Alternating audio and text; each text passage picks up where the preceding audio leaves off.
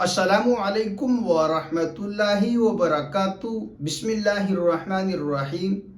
दुआए हिज़्बुल बहर क्या है, इसकी हकीकत क्या है, इसका मतलब क्या है, क्या ये शरीयत से साबित है या नहीं है, या बुज़ुर्गों का, असलाफ का, अकादिरीन का बताया हुआ अमल है। आपने यूट्यूब पर बेशुमार दुआए हिज़्बुल बहर के ताल्लुक़ से वीडियोस देखी होंगी। किसी वीडियो में ये कहा जाता है दुआए हिज़्बुल बहर को ऐसे पढ़ें, ये फ़ायदा होगा। किसी वीडियो में ये कहा जाता है दुआए हिज़्बुल बहर का चिल्ला ऐसे करें। किसी में ये कहा जाता है अगर आप सुबह शाम एक एक मरतबा दुआए हिज़्बुल बहर को पढ़ेंगे तो आप हर तरह की परेशानियों से, आफतों से, मुसीबतों से महफूज रहेंगे। इस तरह के बहुत सारे दुआए हिज़्बुल बहर को लेकर फ़ुयूज़ व बरक़ात, उसके फ़ायदे बताए जाते हैं। तो आज मैं आप लोगों को बताऊंगा इसकी हकीकत क्या है, इसलिए कि मेरी जिम्मेदारी है आप लोगों को सही बात, वो बात जो शरीयत से साबित है, बताना और उन चीज़ों से रोकना जिससे शरीयत ने हमें रोका है। इसलिए कि आप हमारे सब्सक्राइबर्स हैं, ऑडियंस हैं, मुझ पर एतमाद करते हैं, मुझे सुनते हैं। तो मेरा और आपका ये ताल्लुक़ है इस्लाम का कि आपने कलमा पढ़ा है, मैंने भी कलमा पढ़ा है। मेरा और आपका रिश्ता इस्लाम का है और एक मुसलमान की ज़िम्मेदारी ये है कि वो दूसरे मुसलमान को सही चीज़ की तरफ, उस चीज़ की तरफ जिसकी तरफ नबी अकरम सल्लल्लाहु अलैहि वसल्लम ने रहनुमाई की, उसकी तरफ रहनुमाई करे। जिस चीज़ से, जिन उमूर से आप सल्लल्लाहु अलैहि वसल्लम ने रोका है, उससे रोके। सबसे पहले आप ये समझें दुआए हिज़्बुल बहर, इसका मतलब क्या है। देखिए, दुआए हिज़्बुल बहर ये 3 लफ्ज़ हैं। दुआ, हिज़्ब, बहर, ये जो बोला जाता है ना दुआए हिज़्बुल बहर, इसमें 3 लफ्ज़ हैं, तीनों अरबी ज़बान के लफ्ज़ हैं। दुआ का मतलब आप जानते हैं, इसका मतलब होता है मांगना, दुआ, पुकारना, मांगना, दुआ करना। उसके बाद हिज़्ब, हिज़्ब जो है अरबी ज़बान का लफ्ज़ है, इसका मतलब ये है जमात, जत्था, गिरोह, कम्युनिटी। जैसा कि आप देख सकते हैं, ये मेरे पास फिरुज़ुल लुग़ात डिक्शनरी की सबसे बड़ी किताब है। आप किसी भी डिक्शनरी की किताब में आप देख सकते हैं दुआ अरबी ज़बान का लफ्ज़ है, इसके माने है मांगना। हिज़्ब के माने है जमात। उसके बाद है बहर, बहर के माने है समंदर, समंदर की जमात की दुआ। अगर हम इसका ट्रांसलेशन करेंगे दुआए हिज़्बुल बहर, तो इसका मतलब ये निकलेगा समंदर की जमात की दुआ। हुआ होगा कि कोई समुंदर में जमात, कोई गिरोह सफ़र कर रही होगी और उसने ये दुआ पढ़ी होगी, वहीं से मंसूब है। लेकिन अक्सर लोग इसको शेख अबुल हसन शाज़ली रहमतुल्लाह अलैह की तरफ मंसूब करते हैं।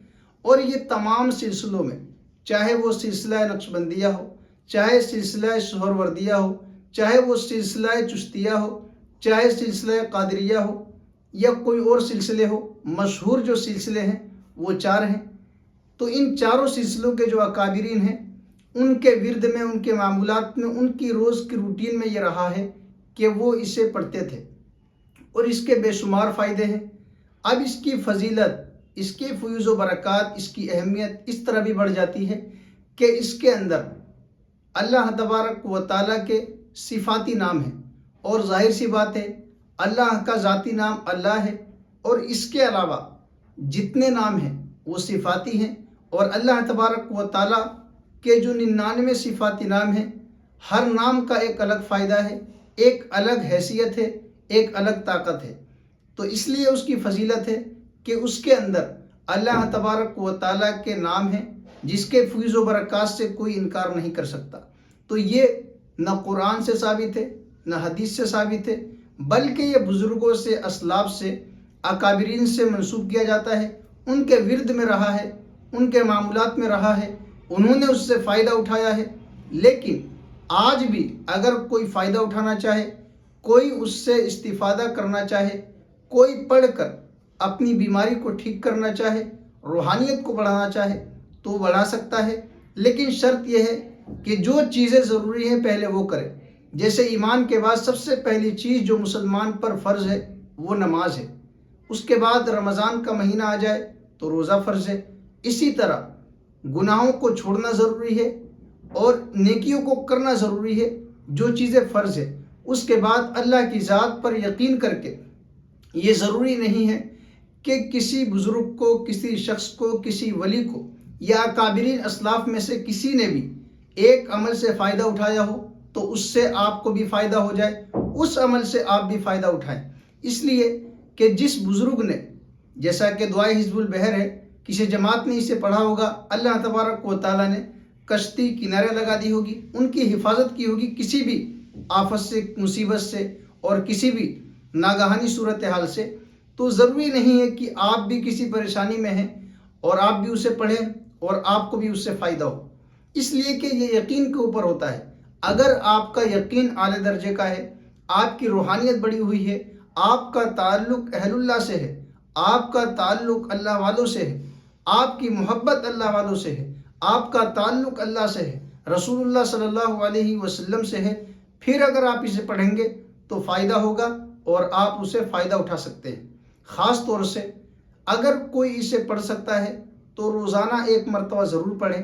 اگر آپ پڑھ نہیں سکتے، بہت سارے ایسے لوگ ہیں جو پڑھ نہیں سکتے اور پڑھنے میں پریشانی ہوتی ہے، عربی نہیں آتی، تو وہ سن سکتے ہیں، اس سے بھی فائدہ ہوگا۔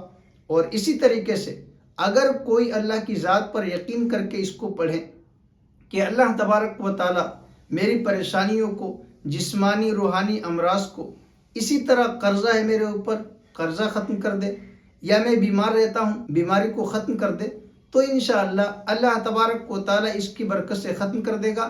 لیکن یہ بات ذہن میں رکھیں، یہ شریعت سے ثابت نہیں ہے، یہ اسلاف سے، اکابرین سے ثابت ہے، اور بہت سارے ایسے عمل ہیں جو اللہ والوں نے، نیک لوگوں نے، اکابرین میں ہمارے لوگوں نے کیے، ان کو فائدہ ہوا، تو اس سے ہم فائدہ اٹھا سکتے ہیں، منع نہیں ہے۔ لیکن اتنی بات سمجھیں آپ، پہلے وہ عمل کریں جو ضروری ہے، جیسا کہ نماز ہے، روزہ ہے، گناہوں سے بچنا، نیکیوں کو کرنا، اچھائیوں کو پھیلانا، برائیوں کو روکنا، یہ ہماری اور آپ کی ذمہ داری ہے۔